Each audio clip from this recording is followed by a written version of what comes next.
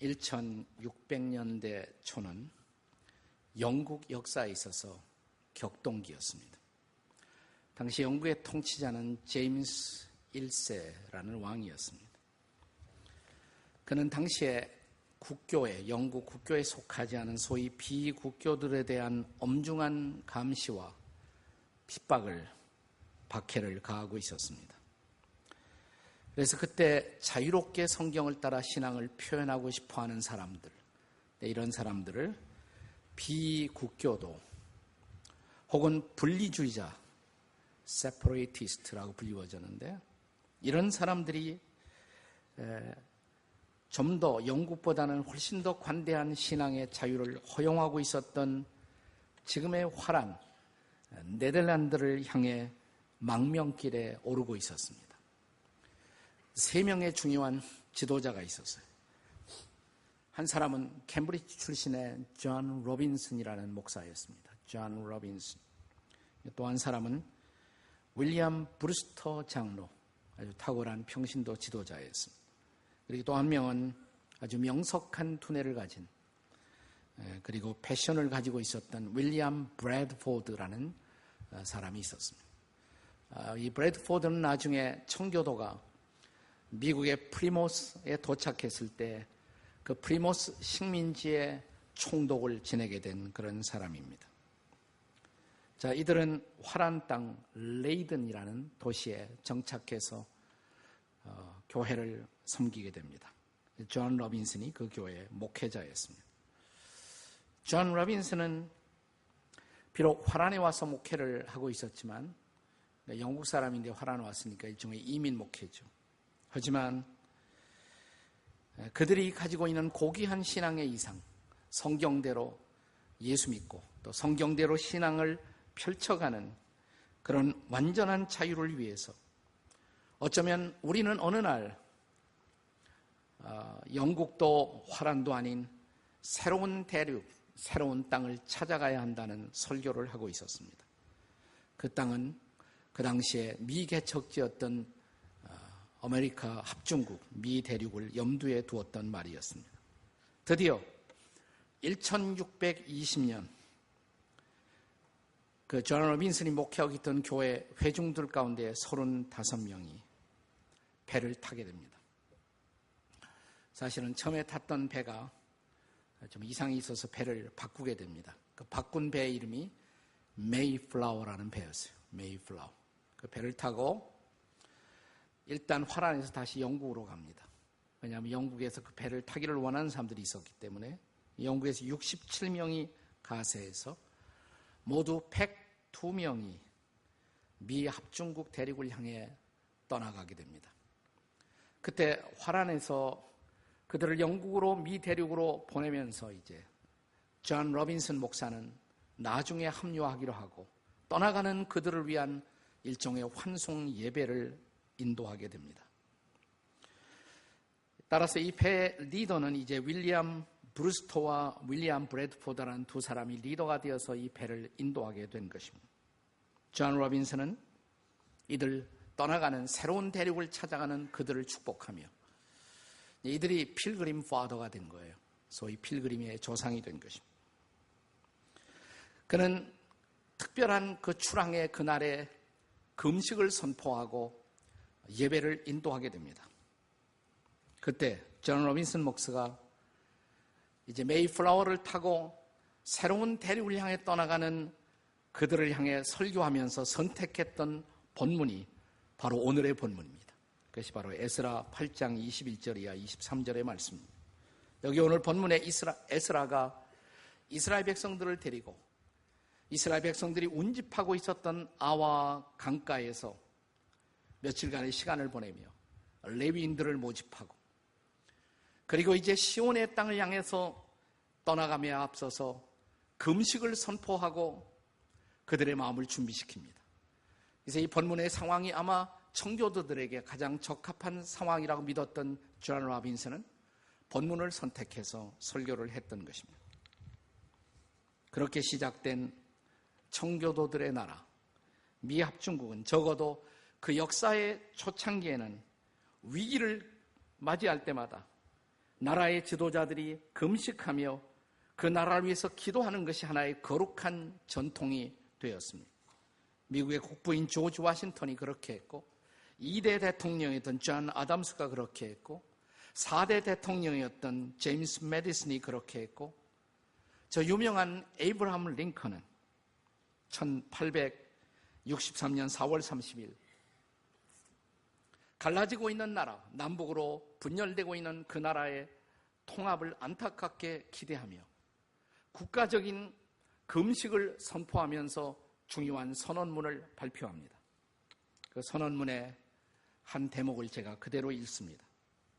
우리는 그동안 하나님의 선택된 은혜를 받아왔고 평화와 번영을 누려왔습니다.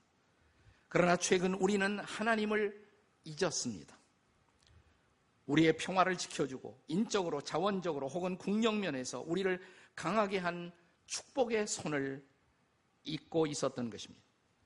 우리는 이제 진노하시는 그 권능 앞에 자신을 쳐서 낮추고 우리의 국가적인 죄를 고백하고 관용과 용서를 구해야만 한다고 생각합니다.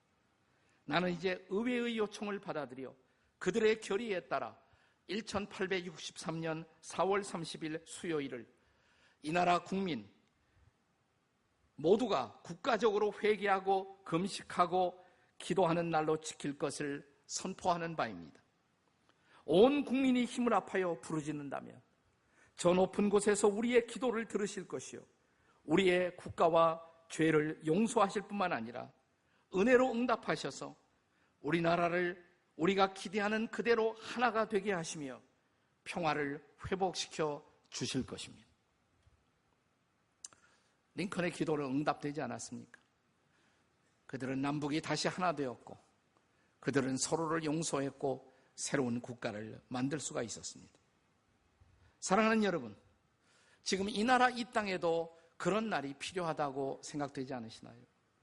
그런 기도가 필요하다고 생각되지 않으시나요? 해방 70년, 아직도 남과 북으로 갈라진 채 서로 대치하며 불필요하게 국력을 소모하고 그리고 저 북녘 땅의 동포들은 공포 정치 아래에 신음하고 자유를 상실한 채 빵에 굶주려 있는 이 안타까운 현실을 바라보면서 지금이야말로 금식하며 간구할 때라고 생각해 보지 않으셨나요? 정녕 오늘을 살아가는 우리에게도 이런 금식과 간구가 필요할까요? 오늘 우리는 그 대답을 본문에서 찾고자 하는 것입니다.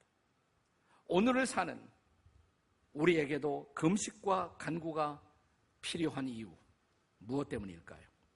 첫째로 우리 모두 겸비한 삶을 살기 위해서입니다. 겸손한 삶을 살기 위해서입니다.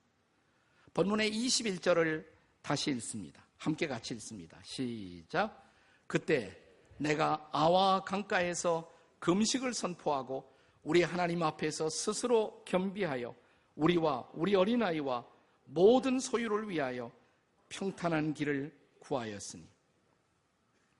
여기 에스라 자신이 금식을 선포하면서 그 중요한 이유를 밝히고 있습니다. 금식하는 이유. 스스로 겸비하고자 그랬습니다. 스스로 겸비하고자. 영어로 humble ourselves. 우리 자신을 겸손하게 하기 위하여 라고 밝히고 있습니다. 여러분, 하나님이 제일 싫어하는 사람이 있다면 어떤 사람일까요? 교만한 사람입니다.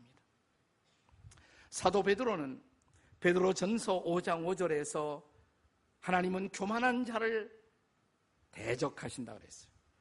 반대로 겸손한 자에게 은혜를 주신다. 교만한 자를 대적한다 그랬습니다. 그런데 중요한 사실은 이것입니다. 누구나 자기도 모르게 교만해질 수 있다는 사실입니다. 특별히 내 인생이 지금 잘 풀리고 있다고 생각할 때, 그리고 내 앞길이 환하게 열리고 있다고 생각할 때 우리는 쉽게 교만할 수 있는 유혹을 받습니다. 그런데 교만해지는 그 순간부터 우리는 하나님의 적이 된다는 사실을 기억해야 합니다. 그래서 우리는 모두 소위 내가 교만의 자리에 도달했다고 느껴지는 바로 그 순간부터 겸손을 연습할 필요가 있습니다.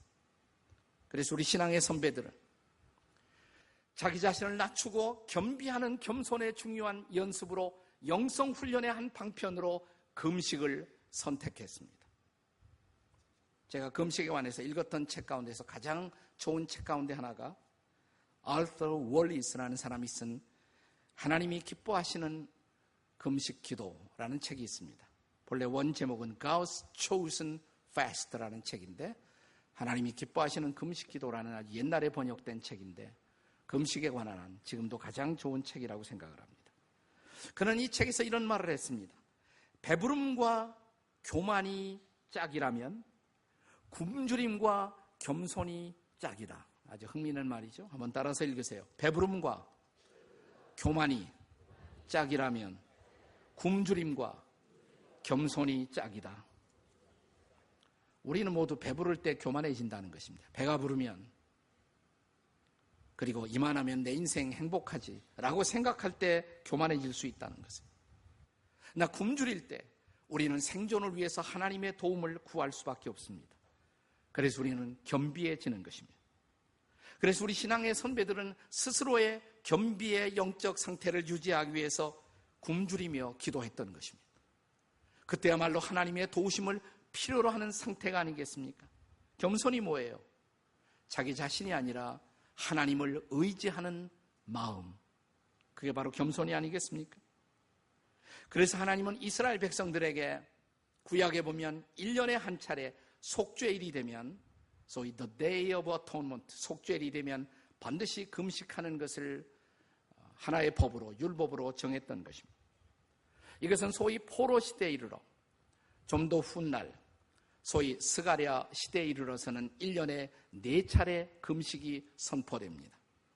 스가랴 8장 19절의 말씀을 함께 같이 읽겠습니다. 스가랴 8장 19절입니다. 같이 읽습니다. 시작.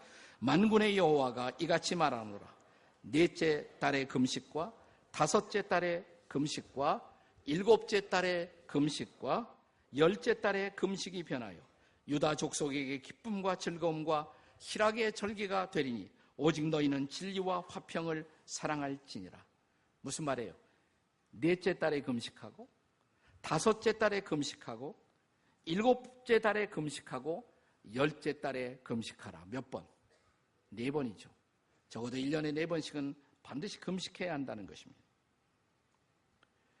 그렇다면 그 금식은 결코 괴로움의 절기가 아니라는 것입니다. 오히려 그것은 기쁨과 즐거움과 희락의 절기가 될 것이라고, 금식을 통해 제대로 훈련받고 하나님을 의지하는 사람들, 그들의 인생은 기쁨과 희락의 인생이 될 것이라고 선포합니다. 사실 금식한다는 것은 괴로운 것이죠. 안 먹는 것이 얼마나 괴로운 것이에요. 그러나 이것을 잘 통과한 사람들에게는 말할 수 없는 기쁨과 즐거움의 영적인 유익을 경험할 수 있다는 것입니다. 그래서 예수님도 산상수훈에 보시면 너희가 금식할 때에 슬픈 기색을 내지 말라. 내가 금식한다고 우거지상을 하고 나 금식하고 있어요. 그것을 간접적으로 사람들에게 알리고 그러지 말아라 이 말이에요. 슬픈 기색을 내지 말라. 이어지는 말씀에 보시면 오히려 머리에 기름을 바르고 얼굴을 씻으라. 기쁜 마음으로 금식하라 이 말이에요. 왜냐하면 이 금식이 나에게 줄 수 있는 영적인 유익이 크기 때문에 기쁨으로 그렇게 할 수 있어야 한다는 것입니다. 여기 산상수훈에서 예수님이 금식에 대한 경고를 가르치면서 너희가 만일 금식한다면, 만일이란 단어를 쓰시지 않았어요. 산상수훈에. 그게 중요합니다. 그냥 예수님은 이렇게 말씀하십니다. 금식할 때. 그러니까 금식은 만일 어쩌다 하는 것이 아니라는 것이에요. 금식할 때 이런 것을 조심하라. 다시 말하면 금식은 예수님 당시 그리고 초대교회 성도들에게 있어서 아주 보편적인 영적인 실천이 되고 있었다는 사실입니다. 나는 우리 교회, 우리 시대의 교회가 그리고 우리 시대의 성도들이 다시 한번 영적인 부흥을 정말 경험하기를 원한다면, 그리고 신앙의 야성을 회복하기를 원한다면 저는 이 금식의 거룩한 습관을 회복할 필요가 있다고 생각합니다. 그렇다고 여기서 제가 말하는 금식이 40일 금식 이런 거 아닙니다. 저는 40일 금식은 추천하고 싶지 않아요. 왜? 금식하다 죽으면 내가 책임질 수 없기 때문에 그런 것입니다. 사실 40일 금식은 아주 예외적인 사건이었어요. 모세, 예수님 같은 분이 40일 했죠. 근데 40일을 도전하기 어렵다고 느끼는 사람들은 보통 한 21일을 합니다. 21일의 전통. 이것은 다니엘이 세 일에 걸쳐서 금식했다. 그래서 이거 세 일의 금식이라고 그러죠. 일주일이 3번. 그럼 3, 7이 20일. 그래서 이 40일 도저히 도전 못하겠다고 생각하는 사람은 21일을 도전해서 성공하는 사람들이 꽤 있어요. 네, 저는 21일도 저는 여러분에게 결코 추천하지는 않습니다. 왜? 나도 안 해봤으니까. 근데 성경에 보면 가장 보편적인 금식으로 등장하는 것이 하루나 사흘이에요. 이게 제일 많아요. 사흘 금식이 성경에 제일 많이 나와요. 하루는 할 수가 있잖아요. 하루도 못 하시겠습니까? 하루? 그것도 물은 드시면서 마시는 건 다 하면서 음식만 안 먹는 거. 하루. 옆에 사람에게 한번 물어보세요. 하루도 못 하시겠습니까? 한번 물어보라니까. 하루도 못 하시겠습니까?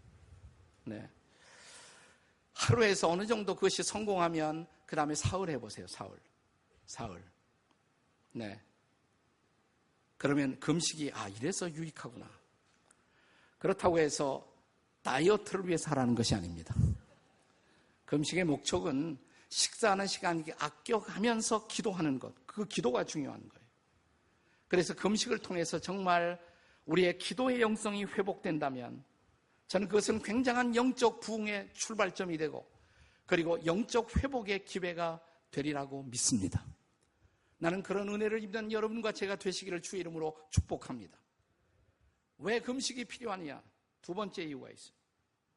두 번째는 우리가 위기 앞에서 보호받기 위해서, 위기 앞에서 보호를 위한 것입니다. 자, 오늘 지금 에스라가 자기 민족에게 금식을 선포하는 가장 실제적이고 가장 현실적인 이유는 무엇 때문이었습니까? 자, 21절 오늘 본문의 말씀을 살펴보시면 이랬죠. 우리와 우리 어린아이와 그 다음에 모든 소유를 위하여 평탄한 길을 그에게 간구했다. 이렇게 기록되어 있습니다. 다시 말하면 지금부터 우리가 떠나는데 그 우리 속에는 부녀자도 있고 노약자도 있고 특별히 어린아이들을 데리고 지금 길을 떠나야 돼요. 또 그들이 가지고 있는 모든 소유, 재산, 그리고 그들이 바벨론 거기에서 이제 왕의 허락을 받고 성전 건축을 위해서 가지고 가야 할 모든 성전의 거룩한 기구들, 그것들을 다 데리고 가야 한단 말이죠. 보통 일이 아니죠. 네. 얼마나 걱정이 많았겠어요. 제대로 무사하게 그 길을 갈 수가 있을까? 적어도 그 당시 바벨론에서 이스라엘까지 가기 위해서는 최소한도 한 넉 달이 필요했어요. 넉 달. 빨리 가도 석 달. 이스라엘 백성들은 석 달 반 걸렸습니다. 석 달 반.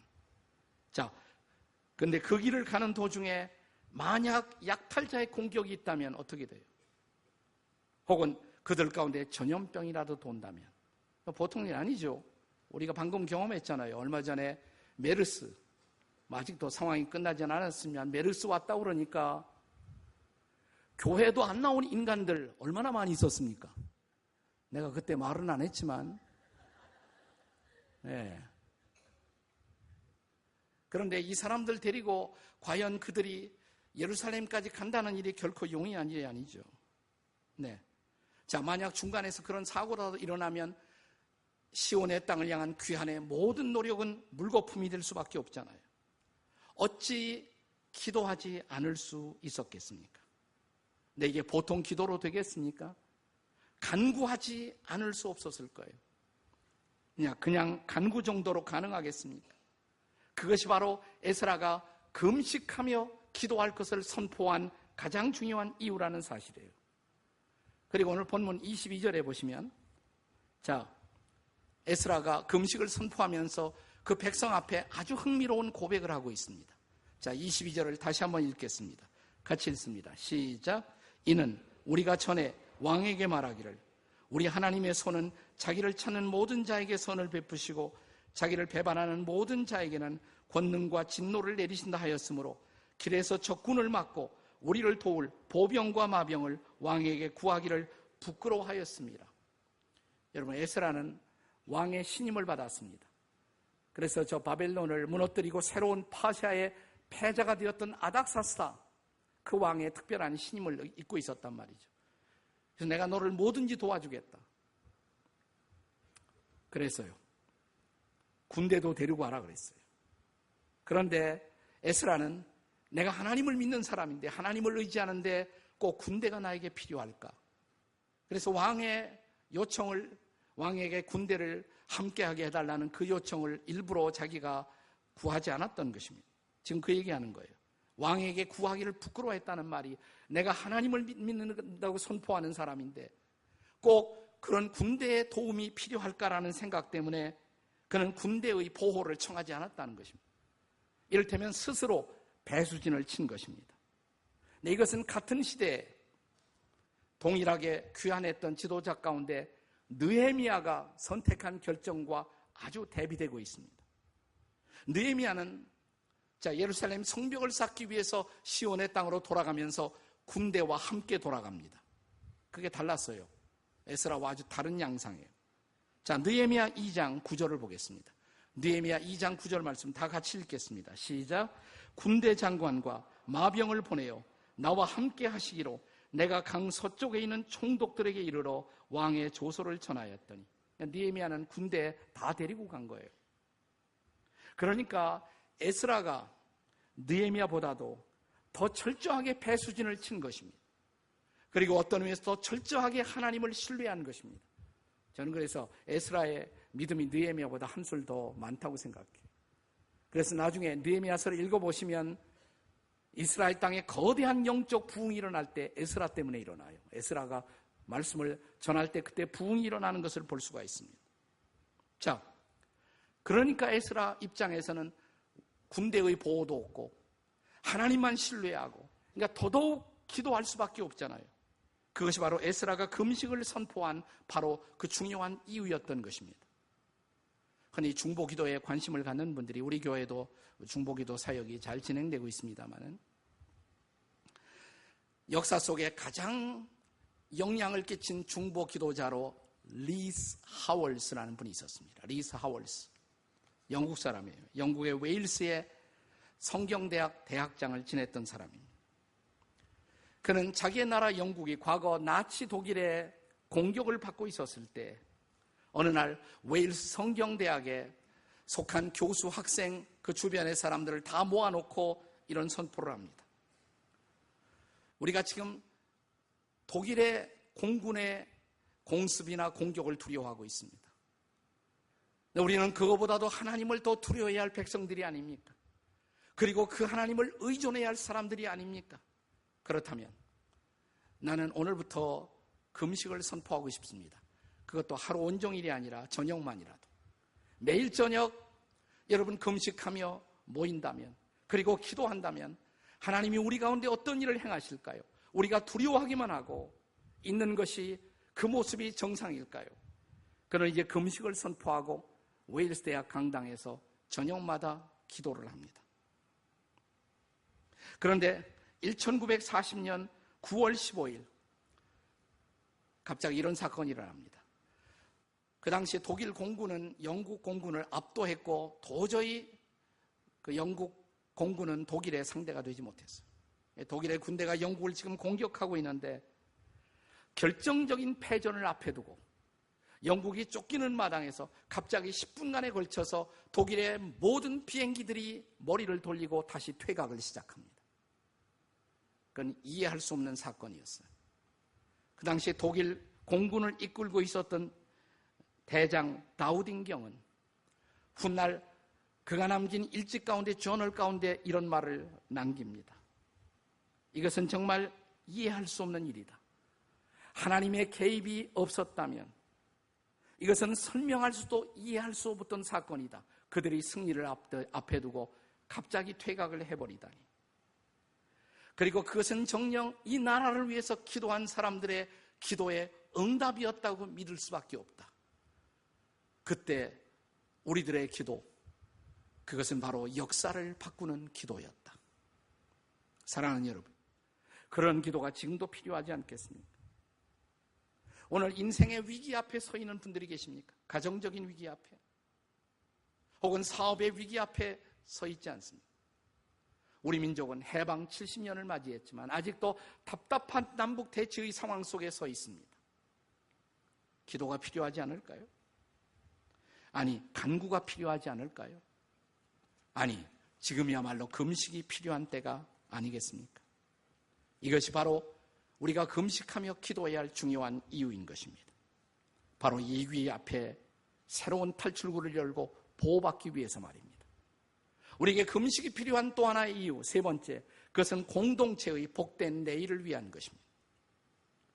자, 마지막으로 에스라가 이렇게 금식하며 간구했던 또 하나 중요한 이유가 있다면 그것은 자기 자신을 위해서가 아니에요. 그것은 우리라는 공동체를 위한 것이었습니다. 오늘 본문을 조심성스럽게 읽어보시면 본문에 반복되는 중요한 단어가 바로 우리라는 것을 알 수가 있습니다. 21절에 우리와 우리 어린아이를 위하여, 22절에 우리가 전에 우리 하나님의 손은 우리를 도울 보병과 마병, 23절에 보시면 그러므로 우리가 이를 위하여 금식하며 우리 하나님께, 여기 에스라의 기도의 모티브는 단순히 개인의 사사로운 편리와 이익을 위해서만 기도하고 있는 것이 아니라는 것입니다. 그는 지금 우리를 위해, 공동체를 위해, 민족 공동체를 위해서 기도하고 있다는 것입니다. 여러분, 이것이 바로 주님이 우리에게 훗날 주기도문을 가르친 동일한 이유라는 것을 아십니까? 주기도문이 어떻게 시작해요? 주기도문? 하늘에 계신 우리 아버지예요. 하늘에 계신 우리 아버지. 네. 이름이 거룩히 여김을 받으시며 나라 임하옵시며 뜻이 하늘에서 이루은 것 같이 땅에서도 이루어지이다. 그 다음 뭐예요? 오늘날 우리에게 일용할 양식을 주시고, 나에게만 아니에요. 우리에게. 나만 잘 먹고 잘 살기 위한 기도가 아니에요. 우리가 함께 일용할 양식을 먹도록, 우리가 함께 잘 살고, 우리가 함께 시험을 극복하고, 우리가 함께 승리하고, 이 주기도문은 단순히 나를 위한 기도가 아니라 우리를 위한 공동체의 기도라는 사실을 우리는 결코 잊지 말아야 합니다. 그래서 성경은 우리가 기도할 때 자기 욕심을 내려놓고 공동체를 위해서, 그의 나라를 위해서 기도하는 것을 배울 수 있어야 한다라고 가르치는 것입니다. 우리가 기도해도 우리의 기도가 응답되지 않는 가장 중요한 이유가 뭘까요? 야고보서 4장 3절이 그것을 우리에게 가르치지 않았습니까? 다 함께 읽겠습니다. 야고보서 4장 3절 시작. 구하여도 받지 못함은 정욕으로 쓰려고 잘못 구하기 때문이라. 우리의 수많은 기도가 응답되지 않은 이유, 그것이 우리의 이기심의 뿌리를 받고 있기 때문이라는 것입니다. 그러나 우리가 정말 우리를 위해 기도한다면, 그의 나라를 위해서 기도한다면 우리의 기도는 다를 것입니다. 자, 다시 이러한 에스라의 기도가 어떻게 응답되었는지 본문 23절을 읽어보십시오. 23절 다 같이 읽겠습니다. 시작. 그러므로 우리가 이를 위하여 금식하며 우리 하나님께 간구하였더니 그의 응낙하심을 입었느니라. 아멘이십니까? 나는 동일한 축복이 우리에게 임하기를 기도합니다. 그렇다고 금식 기도를 마술처럼 오해해서는 안 돼요. 금식만 하면 다 해결된다. 그건 아닙니다.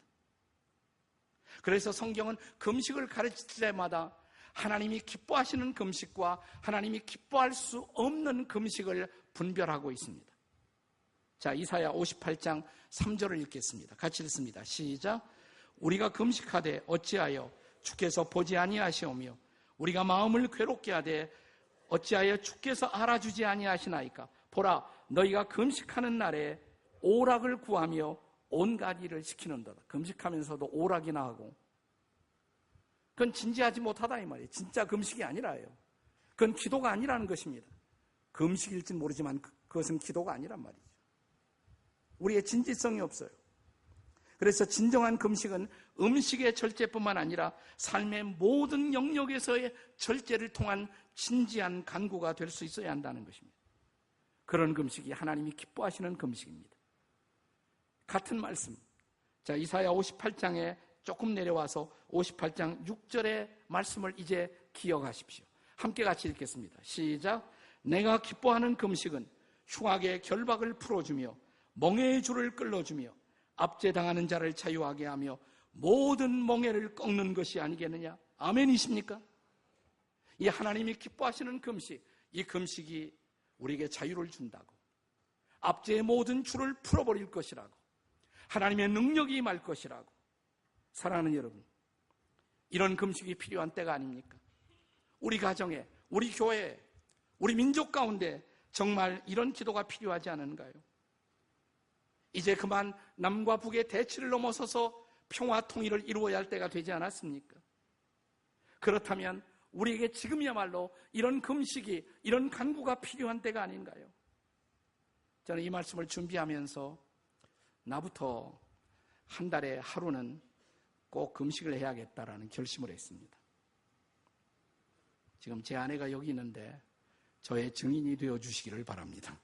한 달에 한 번은 꼭 하루는 금식하려고 그래요. 나는 동일한 결심을 하는 여러분이 있기를 바랍니다. 우리가 참으로 겸비하여 금식하고 간구한다면 나는 믿습니다. 하늘의 문이 열릴 것입니다. 하나님의 능력이 부어질 것입니다. 새로운 날이 밝아올 것입니다. 새 역사가 시작될 것입니다. 이 은혜를 경험하는 저와 여러분이 되시기를 주의 이름으로 축원합니다.